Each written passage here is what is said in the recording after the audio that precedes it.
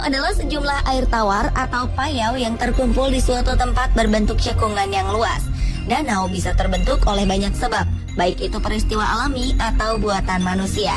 Indonesia merupakan salah satu negara yang memiliki banyak danau indah dan jadi objek wisata dunia. Namun ternyata ada juga hal lain yang bisa jadi daya tarik sebuah danau, yaitu kisah misteri yang membayanginya. Benar atau tidak kisahnya, banyak diantaranya belum terbukti, alias hanya kepercayaan masyarakat saja. Pemirsa, berikut 7 danau terangker yang ada di Indonesia versi on the spot.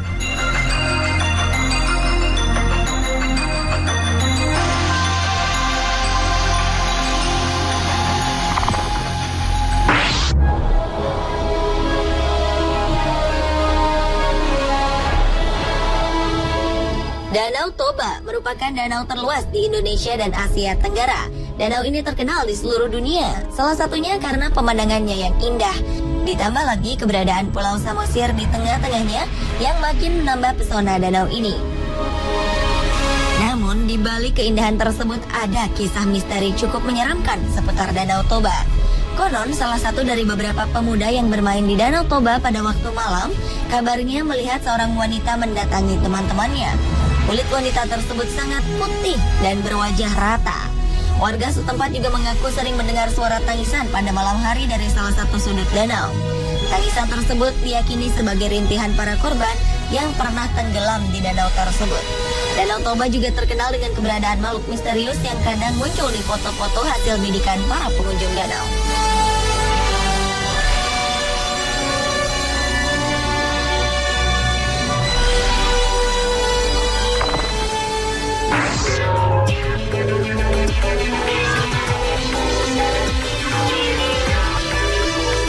Selanjutnya adalah Danau Tolire yang berada di Ternate, Maluku Utara.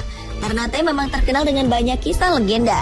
Salah satunya berkaitan dengan Danau Tolire, atau yang biasa disebut juga dengan Tolire Gamjaha, yang berarti lubang kampung tenggelam.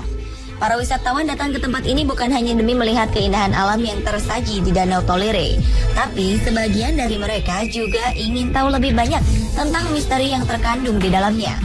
Menurut legenda, danau ini dulunya adalah sebuah kampung yang dikutuk dan tenggelam menjadi danau karena salah satu ayah di kampung tersebut menodai anaknya sendiri. Ini Danau Tolire ada 2, Tolire besar dan kecil.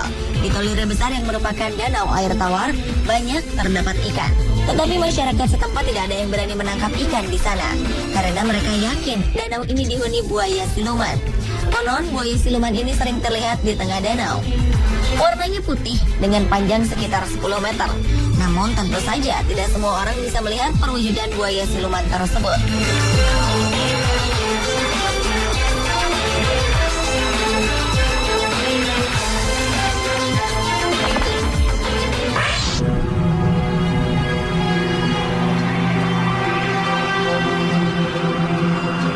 Berikutnya adalah Danau Gunting. Danau ini terletak di belakang Istana Bogor.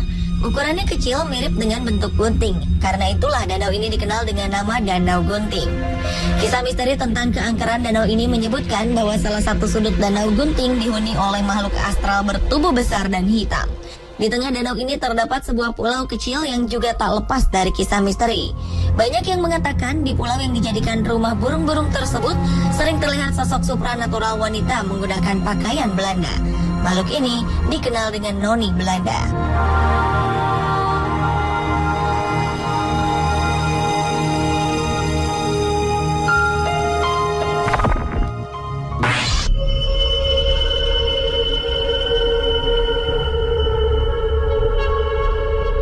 Lokasi yang berada di tengah kota ternyata bukan jaminan bahwa Danau Sunter tidak angker.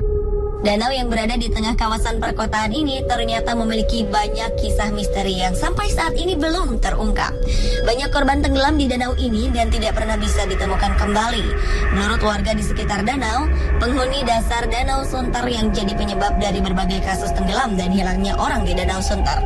Konon, pulau kecil yang berada di tengah danau ini merupakan istana para siluman buaya. Kabarnya, beberapa warga mengaku melihat sesosok buaya putih yang ukurannya 2 kali lebih besar dari buaya pada umumnya. Hal ini semakin menguatkan kabar seputar keangkeran Danau Sunter.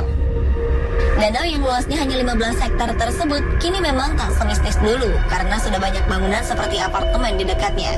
Bahkan tempat ini juga sudah jadi lokasi untuk olahraga air.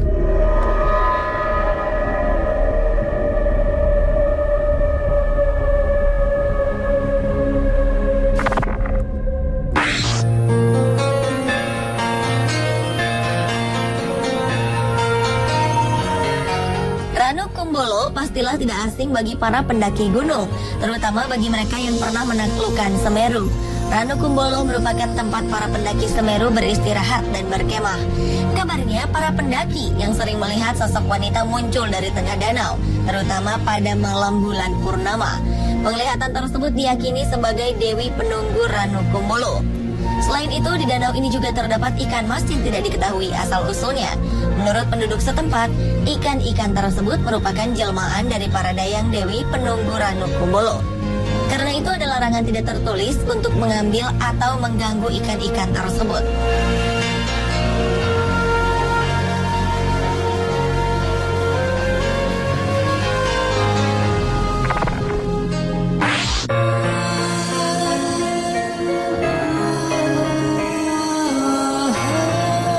Danau Rawapening terletak di selatan kota Semarang. Tentu saja danau ini sangat indah, tetapi juga menyimpan banyak sekali kisah misterius. Salah satu kisah legenda menyebutkan bahwa terbentuknya danau ini sangat erat kaitannya dengan kisah seekor siluman ular bernama Baruk Klenteng. Dari danau ini mengalir sebuah sungai besar yang dibendung pemerintah untuk pembangkit listrik tenaga air alias PLTA. Masyarakat sekitar percaya bahwa danau dan sungai tersebut merupakan bagian dari kerajaan Lalembut. Konon, kadangkala pada malam hari, terdengar suara tabu gamelan yang cukup keras bergema di sekitar danau dan sungai. Mirip dengan tabuhan pewayangan seperti ada acara hajatan yang sedang digelar. Padahal, tidak ada penduduk yang sedang menggelar hajatan. Jika dicari, sumber suara tersebut seperti berasal dari seberang danau atau sungai tersebut. Tetapi jika dicari ke seberang, suara-suara tersebut berpindah ke sisi seberangnya. Menurut warga sekitar, suara-suara tersebut merupakan pertanda bahwa keesokan harinya pasti akan ada orang tenggelam. Namun selama ini tidak terbukti, khususnya bagi penduduk lokal.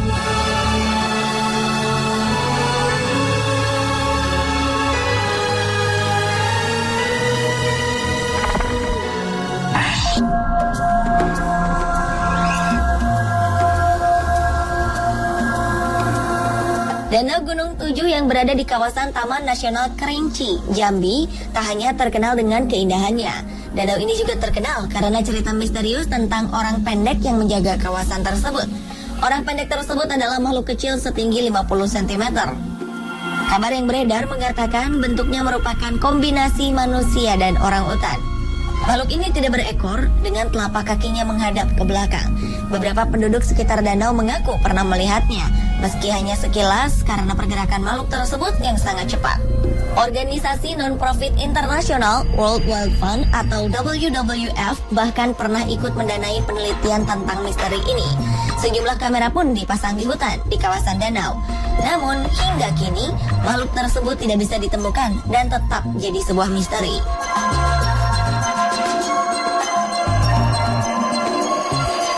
Pemirsa, itulah tadi 7 danau terangker di Indonesia versi on the spot.